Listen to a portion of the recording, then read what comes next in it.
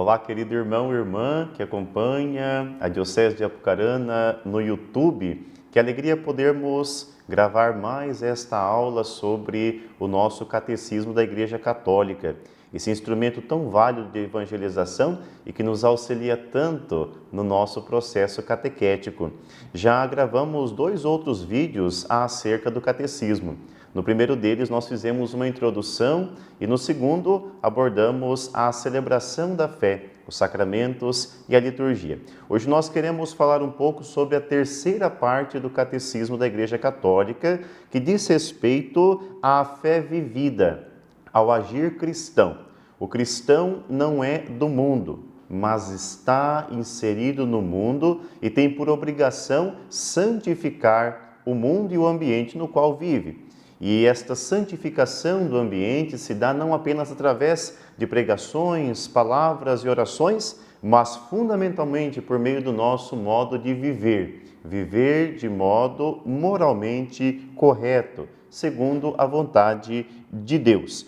No início da terceira parte do Catecismo, nós já encontramos uma expressão muito bonita e profunda do Papa São Leão Magno. São Leão viveu por volta do século V e ele diz o seguinte: cristão, reconhece tua dignidade. O cristão tem consciência que não é uma criatura como as demais. Não é um ser que simplesmente existe e está no mundo, mas é dotado de dignidade. E essa dignidade não está no homem e na mulher em si mesmos, mas fundamentalmente advém daquele que os criou, porque o homem é imagem e semelhança de Deus. É o que nos recorda o Catecismo. Ser imagem e semelhança de Deus significa que, olhando para a humanidade, pode-se identificar elementos que estão na constituição do próprio Criador. Dizem que Deus, quando nos fez, tirou fibras do seu próprio coração e colocou no coração do homem e da mulher.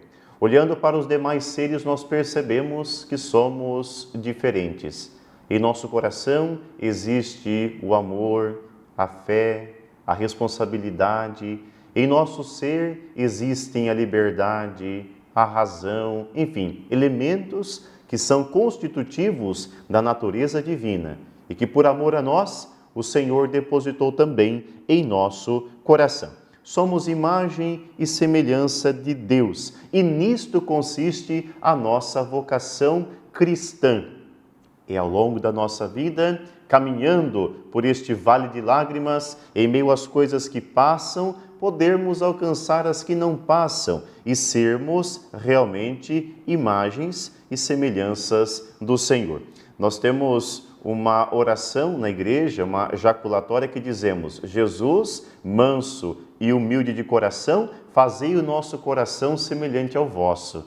Esta é a nossa vocação, é ter o coração semelhante ao coração do próprio Deus. O Catecismo afirma: a liberdade é pré-requisito para um comportamento verdadeiramente humano e moral. A liberdade, o livre-arbítrio é aquilo que Deus colocou em nosso coração como um presente.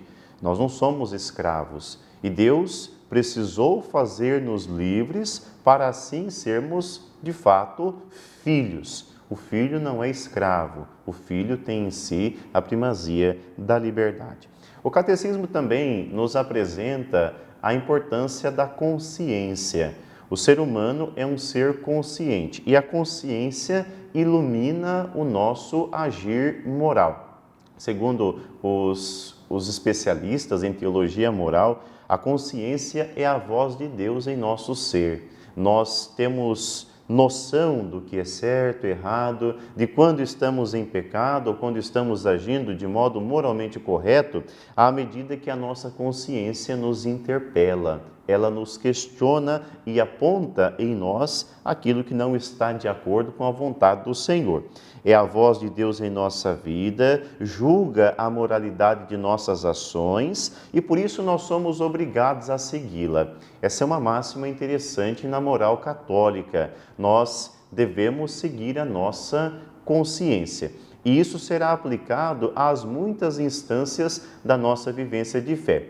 É muito comum a questão da comunhão, por exemplo. Nós sempre afirmamos na liturgia que a comunhão está ligada à consciência do fiel. Se o meu coração acusa algum pecado grave, eu conscientemente decido não comungar. Primeiro, eu me aproximo do sacramento da reconciliação e só com a minha consciência amenizada, tranquila, em paz, dado o perdão de Deus recebido pelo sacramento, é que eu busco novamente a comunhão. A consciência é a voz de Deus em nossa vida. Nós temos condições de enganar a todos. Enganar o nosso próximo, nós às vezes enganamos aqueles que estão junto de nós. Entretanto, a nossa consciência nós não conseguimos enganar, porque é a voz de Deus atuando em nós e julgando a moralidade de nossas ações. E se somos obrigados a segui-la, somos igualmente convidados a examiná-la diariamente, através de um exame de consciência. No final do dia, quando já nos preparamos para dormir, somos exortados por Deus a rever como foram as nossas ações ao longo do dia. Se caminhamos na presença de Deus, se através de nossos pecados não nos afastamos em demasia do Criador, e desse modo, analisando nossa consciência e seguindo aquilo que Deus tem nos revelado por meio dela, nós temos condições de ir melhorando e nos tornando homens e mulheres que atuam de modo moralmente correto. A terceira parte do catecismo também aborda os 10 mandamentos, conhecido também como Decálogo, é a antiga lei, é a base na qual foi fundamentada a aliança de Deus para com o seu povo Israel. É curioso que os 10 mandamentos não são matérias já ultrapassadas, foram pontos norteadores e responsáveis pela santificação do povo de Deus lá na primeira parte da Bíblia, no Antigo Testamento. São elementos presentes também na pregação de Jesus e dos santos apóstolos. Recordemos que Jesus sempre faz menção ao Decálogo, à antiga lei, e por isso também os 10 mandamentos estão inseridos na catequese católica ao longo desses 2000 anos de história da Igreja, porque os 10 mandamentos são um momento sublime, um ponto fundamental de conversão e santificação do povo de Deus. Aquele povo que foi liberto da escravidão do Egito, conduzido para o deserto este que foi como que um pedagogo, como alguém que educa o povo aprendeu a ser realmente povo santo de Deus, através da vivência dos mandamentos, e aí sim estavam prontos para adentrar a terra prometida e continuar sendo este povo do Senhor. Jesus Cristo vivencia e também prega os 10 mandamentos e por isso a nossa catequese católica está permeada destes santos ensinamentos.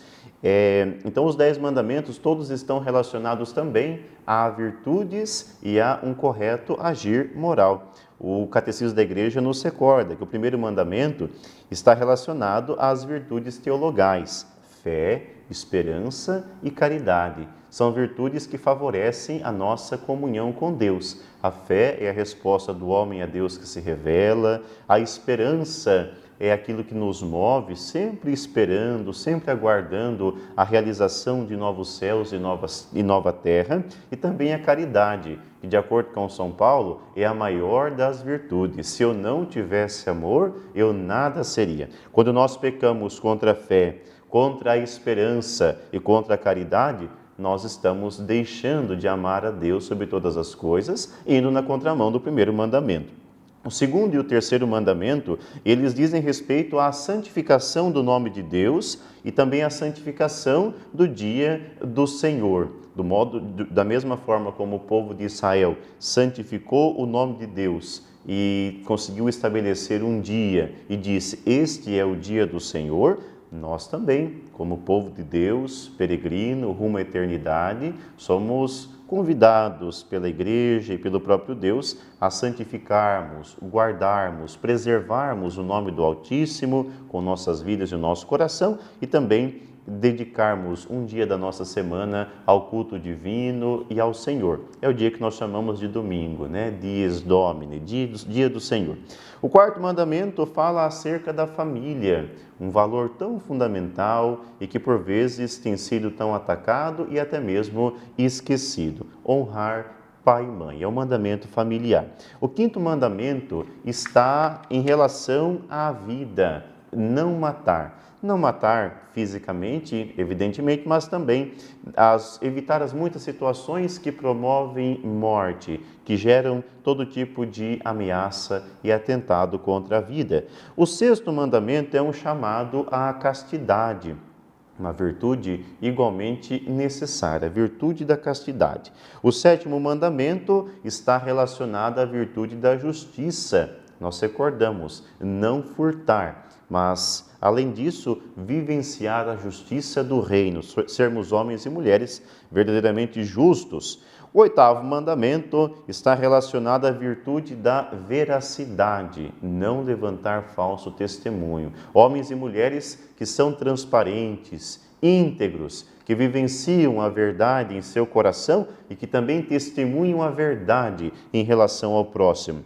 E o nono e décimo mandamento, eles estabelecem uma ponte com as bem-aventuranças. Esta novidade trazida por Jesus, que está tão clara, tão bem apresentada no capítulo 6 do Evangelho de São Mateus.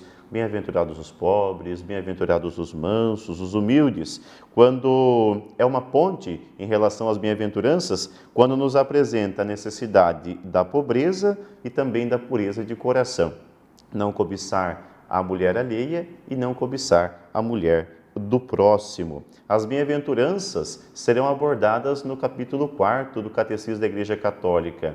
É o modo através do qual nós nos tornamos cada vez mais semelhantes a Jesus, tendo um coração manso, pobre, humilde, que consegue estar em pé mesmo diante das perseguições. E por fim, o Catecismo conclui a terceira parte recordando que a meta última da existência cristã é uma eternidade feliz. É a feliz eternidade.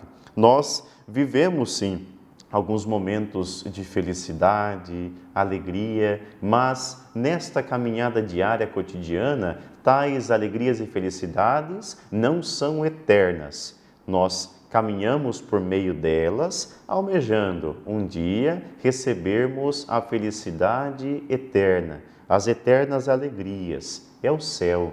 É a nossa vida junto de Deus, é o nosso encontro pleno com o Senhor e nossa inserção definitiva no seio da Trindade Santa. Por isso nós devemos ter sempre em vista esta meta. Na teologia nós chamamos isso de teleologia. É o estudo da finalidade para o qual nós fomos feitos, sermos imagem e semelhança de Deus, para podermos um dia nos colocarmos face a face com aquele do qual somos imagem e semelhança. Que o Senhor nos ajude. Nós estamos dando seguimento à formação e estudo do Catecismo da Igreja Católica. Aqui nós procuramos fazer um pequeno resumo em linhas bastante superficiais, em linhas gerais, o que o Catecismo nos apresenta. Você é convidado, querido catequista, a fazer a leitura do Catecismo, a de fato estudar. Olha, tudo que nós lermos acerca do Catecismo, tudo aquilo que nós aprendemos, estudamos sobre a nossa fé, tem uma forte utilidade na nossa catequese. Nós vamos nos formar melhor para conseguir também tornar os nossos catequizandos verdadeiros discípulos e missionários. Ninguém ama aquilo que não conhece. E se não conhecemos a nossa fé, dificilmente vamos amá-la. E sem amar as verdades reveladas por Deus, nós jamais poderemos nos dizer cristãos e tampouco verdadeiros católicos. Que você possa continuar a estudar o catecismo. Na nossa próxima aula, nós vamos abordar a quarta e última parte do catecismo que diz respeito à nossa vida de oração, o nosso relacionar-se com Deus por meio de preces, por meio de nossas súplicas. Deus abençoe você. No canal da Diocese de Apucarana no YouTube, você pode encontrar ainda outros tantos vídeos de assuntos diversos, formativos e informativos, que têm sido produzidos com muito carinho para você, para que você possa se inteirar cada vez mais da vida de nossa Igreja Diocesana. Então dá uma olhadinha aí nos vídeos e aproveite esse rico conteúdo. Curta este vídeo, faça o seu comentário, compartilhe se for possível e assim nós vamos divulgando cada vez mais o reino de Deus e nos tornando homens e mulheres melhores. Deus abençoe. Um grande abraço.